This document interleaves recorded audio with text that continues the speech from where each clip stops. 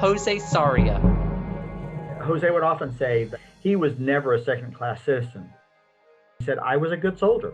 I believed I was a good soldier. This was the McCarthy era where they were rooting out homosexuals everywhere. And their goal was, throughout the nation, it was to drive them out of jobs, find out who is a homosexual, blackball them, and remove them from their employment, because they would publish the photographs and the names of these people in the newspaper. And it would destroy their jobs, and it would destroy their lives. And in many cases, they end up committing suicide as a result of the destruction to their lives. So he decided to get gay men and women to decide they were going to fight, and that they were equal and they deserved the same rights as anyone else. Jose was the first openly gay candidate for public office anywhere to run for city supervisor. So Jose didn't win, but he came in sixth. He said in San Francisco, no one would ever again run for public office without coming to the gay community and seeking their support. Kathy Kozachenko.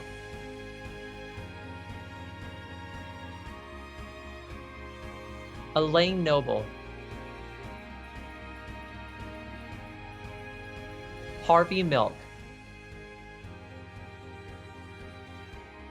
Barney Frank. First got into public life working for the mayor of Boston in 1967. And then for 8 years, I was a member of the Massachusetts State House of Representatives, beginning that by introducing the first gay rights bill in Massachusetts history in 1972. The moment I saw the breakthrough was the breakthrough. The decision by the Supreme Judicial Court, as we call it in Massachusetts, to allow same-sex marriage in 2003.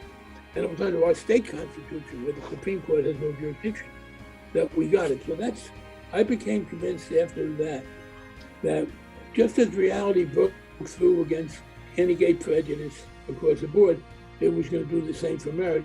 It's the coming out of people that broke the back of the prejudice. Keith St. John. Being Black and gay ain't easy.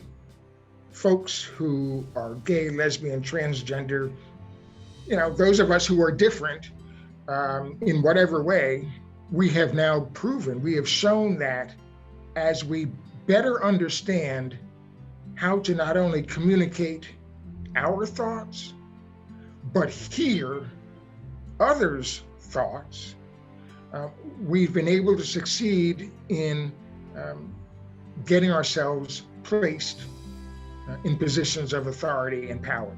I think, that momentum just has built on itself. Sherry Harris. I was instructed to go out and meet the movers and shakers. And I'll never forget, there was this one response from a woman who actually was in public office at the time, and she said to me, "This city will never elect a Sherry Harris." I've been a fan of the life work of Mahatma Gandhi, and he coined that phrase, "Be the change you want to see in the world." And I said to myself, "Sherry, who are you going to be about that?" And I decided that I was going to be brave and about breaking down barriers. Tom Dwayne.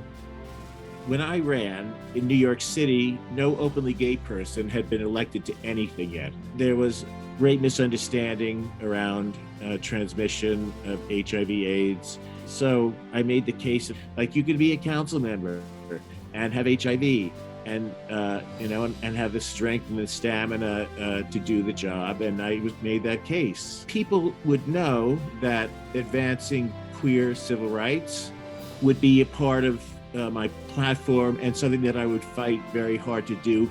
And they knew that I would fight on every other issue that they cared about. The only difference is that we just have to decide every day to come out. Roberta Achtenberg. We all have the opportunity to lead, and that leadership requires a certain kind of bravery. And that's one of the reasons I was so very proud to have been Fair Housing Assistant Secretary. At the time, LGBTQ housing rights and anti-discrimination rights were not recognized. So that put me in an unusual situation. It gave me, however, a banner that I was proud to carry. Deborah Batts. Neil Giuliano. For me, living as openly as the mayor in Tempe and being out meant that as the senior executive in the community, I had the opportunity to live with authenticity and at the same time run a city. Being in that executive role was clearly changing the culture within Tempe.